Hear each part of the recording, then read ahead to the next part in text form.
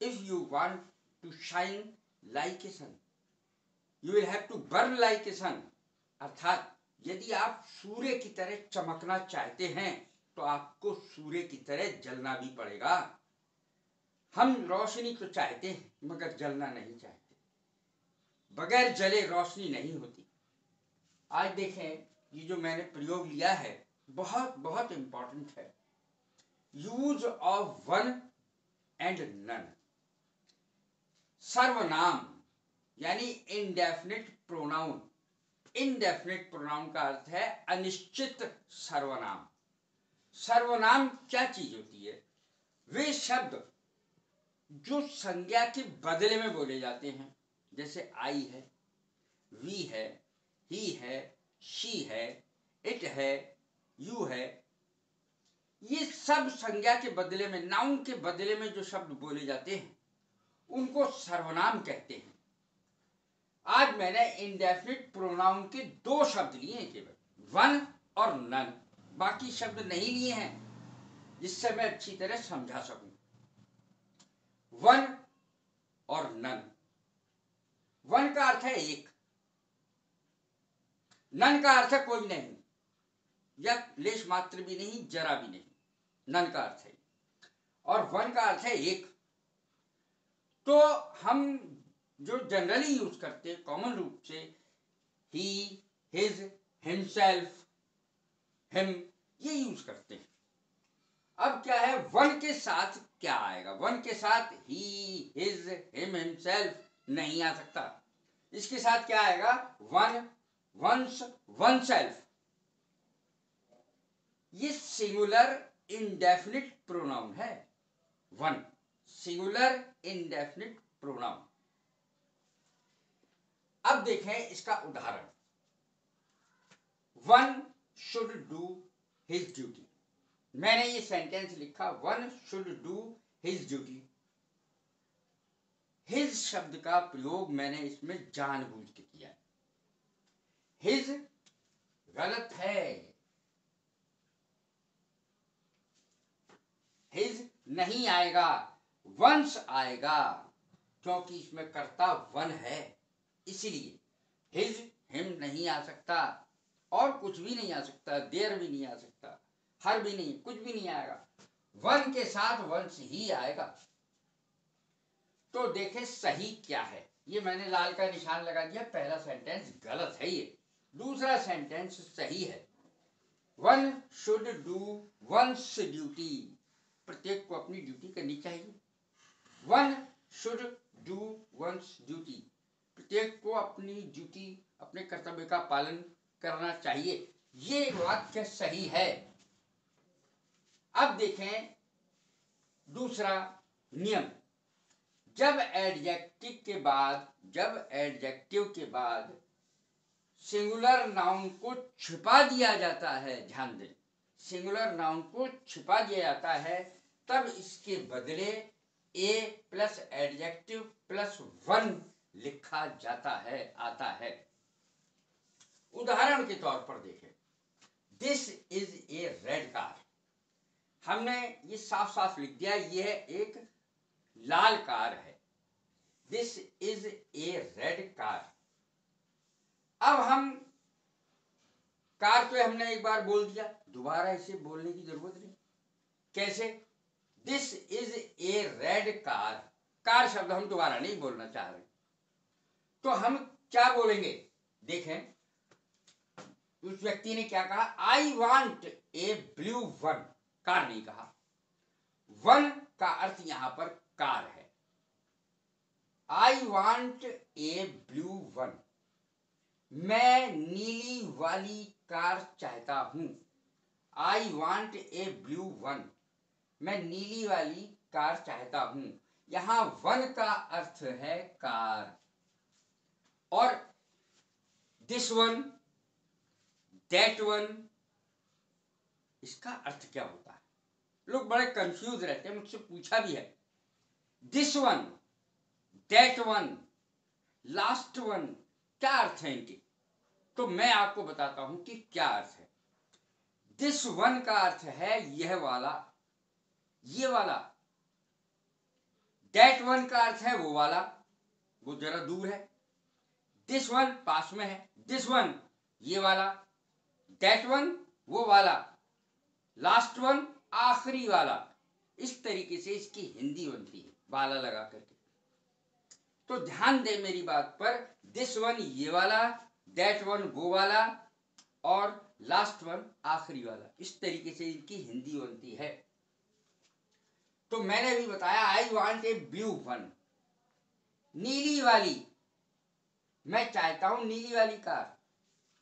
This is a red car, ये एक लाल car है। और मैं क्या चाहता हूं, I want a blue one, मैं नीली वाली चाहता हूं, नीली वाली कार। तो वन का अर्थ यहां कार है, कार की जगह लिखा गया है इसको, इसीलिए तो ये प्रोनाउन है। अब देखें, जब एडजेक्टिव के बाद प्लूरल नाउन को छिपा दिया जाता है तो एडजेक्टिव प्लस वन से लिखा जाता है, अर्थात इसमें वन में एस लगा दिया जाता है, प्लूरल के लिए का प्रयोग होता है। अब देखें इसका उदाहरण। अब मैं आपको वन की जगह वंश का प्रयोग सिखाऊंगा, सीई वाला नहीं, वंश, यानी वन में ही एस लगा दिया जाए। These are red cars, ये लाल कारें हैं। I want blue ones, blue ones माने नीली वाली कारें, नीली वाली कारें प्लूरल है ये। These are red cars, ये लाल कारें हैं, तो नाउन आ गया कार।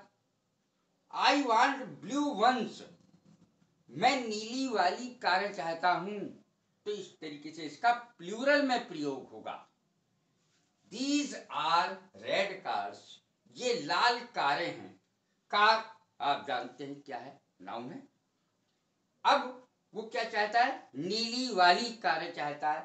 तो आई वांट नीली यानी ब्लू वंस, मैं नीली वाली कारें चाहता हूं, लाल वाली नहीं चाहता हूं। तो यहां पर प्रोनाउन का प्रयोग हो गया वंस, ONES। तो इस तरीके से वन का प्रयोग होता है। मैं समझता हूं वन का प्रयोग आपको समझ में आ चुका होगा। अब मैं लेता हूं नन का प्रयोग, यूज ऑफ नन। तो पहले तो मैं इसका अर्थ बताऊंगा। नो वन का संक्षिप्त फॉर्म है, छोटा फॉर्म है ये। नन जो है NONE, नन नो वन का संक्षिप्त रूप है। नो प्लस वन का संक्षिप्त रूप नन है। दोनों का अर्थ होता है कोई नहीं, कोई नहीं। और ये नॉट एनी का भी संक्षिप्त रूप, नॉट एनी इसका अर्थ बैठता है। कोई नहीं, नो वन या नन, लेश मात्र भी नहीं, नॉट एनी, नॉट एनी। तो ये है इसका अर्थ। अब हमें समझना है कि इसका नियम क्या है। नियम यह है कि जब नन शब्द काउंटेबल के साथ आए, अनकाउंटेबल के साथ आए, काउंटेबल के नहीं, अनकाउंटेबल नाउन के साथ प्रयुक्त हो तो सिंगुलर वर्ब, और यदि काउंटेबल के साथ प्रयोग हो तो क्या होगा। तो देखिए मैं उदाहरण देकर के बताता हूं। None of you are guilty, none of you are guilty, तुम में से किसी की गलती नहीं है। None of you are guilty, इसमें ध्यान दें, ये countable noun, countable noun, countable noun के साथ इज या आर दोनों में से किसी का भी प्रयोग हो सकता है। None of you are guilty, none of you is guilty, दोनों में से किसी का भी प्रयोग किया जा सकता है। यानी प्लूरल वर्ब का भी और सिंगुलर वर्ब का भी प्रयोग किया जा सकता है यदि काउंटेबल नाउन है तो, काउंटेबल नाउन के साथ। और यदि काउंटेबल नहीं, अनकाउंटेबल नाउन है, जैसे वाइन है, शराब है, गिना नहीं जा सकता इसको। काउंटेबल नाउन और अनकाउंटेबल नाउन क्या होते हैं ये भी बता दूं थोड़ा सा। अनकाउंटेबल नाउन वो होते हैं जिनको तोला जाता है और काउंटेबल वो होते हैं जिनको गिना जा सकता है, अनकाउंटेबल जिनको गिना ना जा सके। अनकाउंटेबल जिसको गिना ना जा सके, जो बाजार में तोल से बिके ज्यादातर। ये सभी के लिए एक जैसा नहीं है, लेकिन फिर भी मैं समझाने के लिए बता रहा हूं। जैसे चीनी है, गेहूं है, पानी है, शराब है, ये सब चीजें गिनी नहीं जा सकती। अनकाउंटेबल नाउन है, जिन्हें गिना जा सके। जैसे मनुष्य है, कोई जानवर है, उनको गिना जा सकता है, वे काउंटेबल हैं। गिनने योग्य काउंटेबल, ना गिनने योग्य अनकाउंटेबल। अनकाउंटेबल के साथ काय का प्रयोग है, none of the wine was. Singular का प्रयोग होगा, सिंगुलर का प्रयोग होगा। None of the wine was drunk. कुछ भी शराब पी नहीं गई, लेश मात्र भी शराब नहीं पी गई। None of the wine was drunk, लेश मात्र भी शराब नहीं पी गई। तो ये है नन का प्रयोग। लेकिन थोड़ी सी बात और बता दूं आधुनिकता के आधार पर। आजकल नन ऑफ सब्जेक्ट के रूप में इस्तेमाल किया जाता है ज्यादातर, इसका ज्यादा प्रयोग है। None of the tourist climb the mountain. कोई भी टूरिस्ट यात्री पहाड़ पर नहीं चढ़ा। ये नन ऑफ लगा करके प्रारंभ में ही नन ऑफ सब्जेक्ट के रूप में लगा करके ही ज्यादातर प्रयोग किया जाता है नन का। आजकल none of the tourist climbed the mountain. कोई भी टूरिस्ट पहाड़ पर नहीं चढ़ा। तो ये मैंने आपको बताया यूज ऑफ इंडेफिनिट प्रोनाउन, अनिश्चित सर्वनाम का प्रयोग बताया, वन और नन। इसलिए मैंने ये अकेले दो लिए हैं जिससे मैं अच्छी तरह आपको समझा सकूं। यदि ये मेरी वीडियो पसंद आ रही हो तो शेयर करें, लाइक करें, सब्सक्राइब करें। God bless you. Thank you very much.